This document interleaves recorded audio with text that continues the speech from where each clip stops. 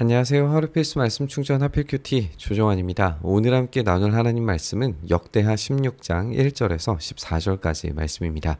아사왕 제36년에 이스라엘 왕 바아사가 유다를 치러 올라와서 라마를 건축하여 사람을 유다 왕 아사에게 왕래하지 못하게 하려 한지라.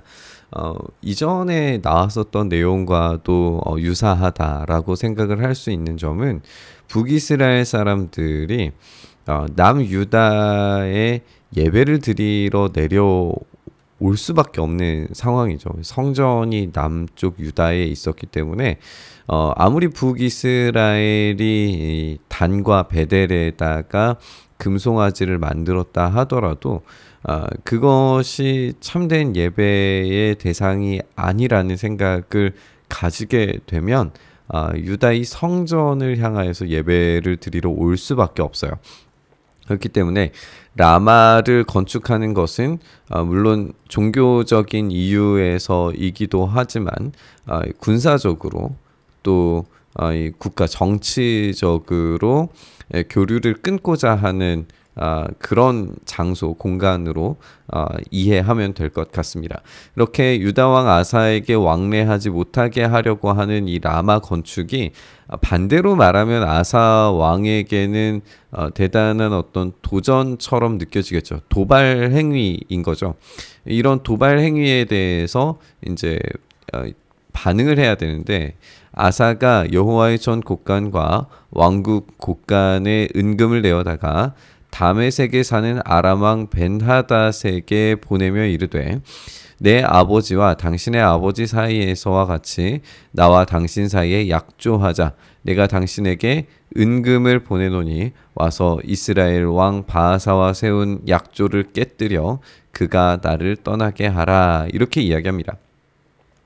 그러니까 지금 아사가 하려고 하는 방법은 뭐냐면 적의 적을 회유하는 거죠. 적의 적이 친구가 되도록 만드는 겁니다. 그래서 돈을 주고 아람 왕 벤하닷과 함께 동맹을 맺으려고 하고 있어요. 이 동맹 관계를 맺는 것이 군사적으로 정치적으로는 옳은 판단일 수도 있겠죠. 내 힘을 들이지 않고서도 적을 방어하고 또 힘을 분산시킬 수 있다는 점에서 굉장히 효율적인 방식일 수 있어요. 하지만 우리가 이전 본문에서 아사가 어떤 방식으로 군사적인 위기를 승리하게 되었는가를 생각했을 때 하나님을 의지하는 것이 훨씬 더 중요했음에도 불구하고 군사적 정치적 방식을 더욱 중요하게 여겨서 그런 방식의 해결책을 내리려고 한다는 것 자체가 지금 아사의 판단에 문제가 있다는 것을 보여줍니다. 이때에 아람 왕 벤하닷과 동맹을 맺으려고 하는 거, 언약을 맺으려고 하는 거죠. 한마디로 말하면 언약의 대상을 생각을 할 때 벤하닷은 어떤 대상이냐 이걸 우리가 읽게 될 거예요. 그런데 진짜 참된 하나님께서는 언약의 대상으로서 어떤 분이시냐를 생각할 때에 신실하신 분이시죠. 그리고 변함이 없으신 분입니다.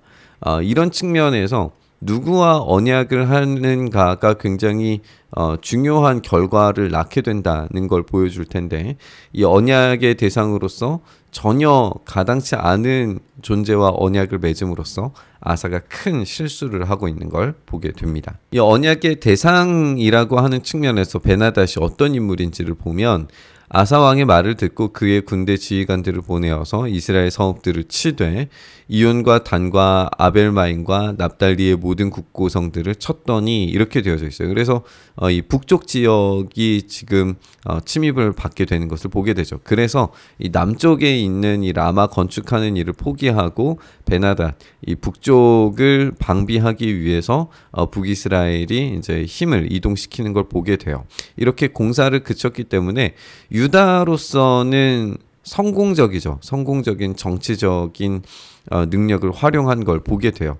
아사 왕이 온 유다 무리를 거느리고 바아사가 라마 건축하던 돌과 제목을 운반에다가 게바와 미스바를 건축을 했다. 그러니까 유다로서는 힘을 들이지 않고 적을 막았고 뿐만 아니라 이 건축하던 돌과 제목을 가져다가 유다의 영토를 더 강력하게 만들었으니까 정치적으로 이 왕으로서는 굉장히 탁월한 선택과 일을 행한 거죠. 그런데 지금 베나닷을 보면 베나닷은 이미 이 북이스라엘과의 언약이 있었음에도 불구하고 돈을 받고 그 언약을 깨뜨린 불신실한 왕이에요.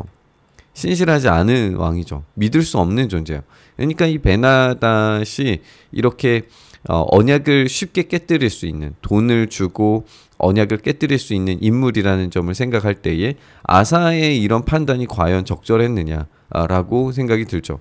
오히려 하나님께 의지하는 것만이 아사가 선택할 수 있는 유일한 선택지였음에도 불구하고 하나님을 선택하지 않고 신실하지 않은 베나닷을 선택한 것이 굉장히 큰 잘못으로 보여집니다. 이것을 하나님께서 어떻게 평가하시는지를 보게 돼요. 그때 선견자 하나니가 유다 왕 아사에게 나와서 그에게 이르되 왕이 아람 왕을 의지하고 왕의 하나님 여호와를 의지하지 아니하였으므로 아람 왕의 군대가 왕의 손에서 벗어났나이다. 이 말이 잘 읽어봐야 되는데 지금 아사는 무엇 때문에 이런 동맹 관계를 새롭게 정립하는 걸 했냐면 북이스라엘의 손에서 벗어나기 위함이었어요. 그런데 지금 하나니가 이야기하는 건 뭐냐면 북이스라엘이 중요한 게 아니라 아람 왕의 군대가 왕의 손에서 벗어났다라고 이야기하는 거예요. 이 말은 무슨 말이냐면 아람 왕의 군대를 하나님께서 왕의 손에다가 두셨었다라는 말이 되는 거죠. 북이스라엘이 지금 쳐들어오는 것은 하나의 기회가 될 수 있었다는 말입니다. 이 기회를 통해서 북이스라엘, 거기에 더해서 아람, 이 베나닷까지도 이 아사의 손에 둘 수 있는 기회가 있었는데 그것에서 이 아람 왕이 벗어나게 됐다라고 하는 거예요. 그러니까 아람 왕의 군대가 유다와 결국에는 충돌할 수밖에 없게 되죠. 나중에 이제 이 아람이 얼마나 이스라엘을 괴롭게 만드는지에 대해서 계속 살펴볼 수 있게 될 거예요. 위기가 기회였는데 그것을 하나님께 의지하지 않음으로 말미암아서 지금 당장에는 괜찮은 것 같은데 앞으로 더 큰 문제가 발생하게 되는 것을 막을 수가 없었던 겁니다. 그러니까 우리가 위기를 당했을 때에 이것을 어떤 방식으로 해결하는지가 참 중요한 것 같아요. 문제를 해결하는 데 있어서 하나님을 의지하는 것이 그 앞에 모든 미래에 관련되어져 있는 문제들까지도 연결되어져 있다라고 하는 것을 우리가 생각을 해보게 되는 것 같습니다. 우리가 그렇게 생각했을 때 어떤 이 문제들을 대했을 때 하나님을 의지하고 그것을 기회로 삼아서 기도하고 엎드리고 하나님의 도움을 구할 때 하나님께서는 더 큰 문제들을 해결하시는 그런 능력을 우리 가운데 행하시리라 라고 하는 걸 알 수 있습니다. 구스 사람과 룹 사람의 군대가 크지 아니하며 말과 병거가 심히 많지 아니하더이까. 이것은 이전의 승리를 보여주는 거죠. 이전의 승리에 대해서 이제 다시 한번 생각해보라 라고 이야기하는 거예요. 그러나 왕이 여호와를 의지하였으므로 여호와께서 왕의 손에 넘기셨나이다. 이렇게 왕의 손에 넘기신 구스 사람과 룻 사람과는 다르게 지금 아람 왕의 군대는 왕의 손에서 벗어났다라고 그렇게 이야기하고 있는 거죠. 여호와의 눈은 온 땅을 두루 감찰하사 전심으로 자기에게 향하는 자들을 위하여 능력을 베푸시나니 이른 왕이 망령되이 행하였은즉 이후부터는 왕에게 전쟁이 있으리이다 하매 아사가 노하여 선견자를 옥에 가두었으니 이는 그 말에 크게 노하였음이며 그때 아사가 또 백성 중에서 몇 사람을 학대하였더라. 그래서 지금 아사라고 하는 인물이 긍정적인 면모들이 분명히 있죠. 종교 개혁을 통하여서 하나님을 온전히 신뢰하려고 했고 그 개혁적인 성과를 통하여서 전쟁에서 승리를 하기도 했어요. 그런데 문제는 이 아사의 이 말년으로 가면 갈수록 하나님을 의지하려고 하는 그 힘이 점점 더 떨어지는 것을 보게 되죠. 그 선했던 또 의를 행했던 그 모든 일들이 축소되면서 결과적으로는 평가 자체가 긍정에서 부정적인 것들을 보게 만들 수밖에 없는 것 같아요. 이렇게 완전히 하나님을 떠난 건 아니지만 점점 부패해져가는 왕의 모습을 우리가 확인하게 됩니다. 아사의 처음부터 끝까지의 행적은 유다와 이스라엘 열왕기에 기록되니라. 아사가 왕이 된 지 39년에 그의 발이 병들어서 매우 위독했으나 병이 있을 때에 그가 여호와께 구하지 아니하고 의원들에게 구하였더라. 되게 이제 아사와 히스기야가 비교되고는 하거든요. 우리가 히스기야 이야기를 읽어보면 아사처럼 정의와 공의를 행했고 개혁의 작업들을 했었고 전쟁에서 하나님의 도움으로 말미암아 이긴 승리의 이야기도 있죠. 그리고 병이 들었던 것도 마찬가지예요. 근데 히스기야는 병에 걸렸을 때에 하나님께 구해서 15년을 더 살았어요. 그런데 히스기야와 같지 않게 아사는 병이 있을 때 하나님께 구하지 않아요.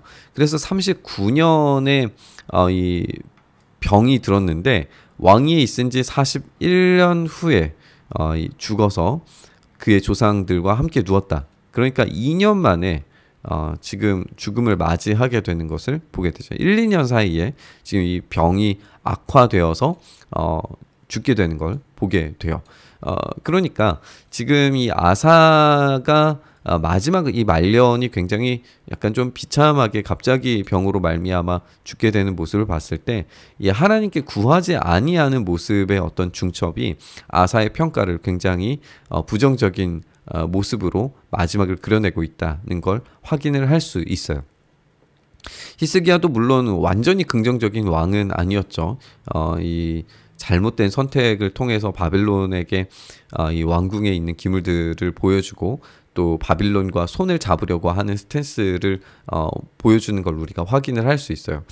이렇게 자꾸만 하나님이 아닌 다른 외부적인 힘을 선택할 때 히스기야도 그렇고 아사도 그렇고 그 잘못된 선택들이 만들어내는 결과가 얼마나 크게 다가오는지를 우리가 확인하게 되는 것 같습니다.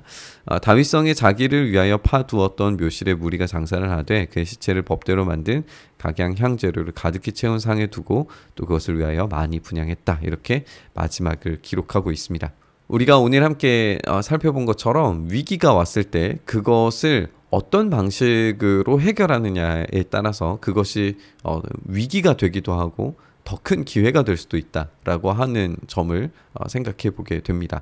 아사가 만약에 하나님을 전적으로 의지함으로써 이 북이스라엘의 도발을 관리했다면 하나님께서 북이스라엘뿐만 아니라 아람까지도 넘겨주실 수 있었다라고 하는 점을 우리가 오늘 본문을 통해서 살펴보면서 위기 속에 하나님께서 더 큰 기회를 준비하고 계신다는 것을 우리가 확인하게 됩니다.